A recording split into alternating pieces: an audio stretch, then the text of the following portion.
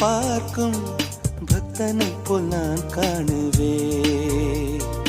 ஒரு நாள் அது நடக்கும், திருநாள் என்னை அழைக்கும்.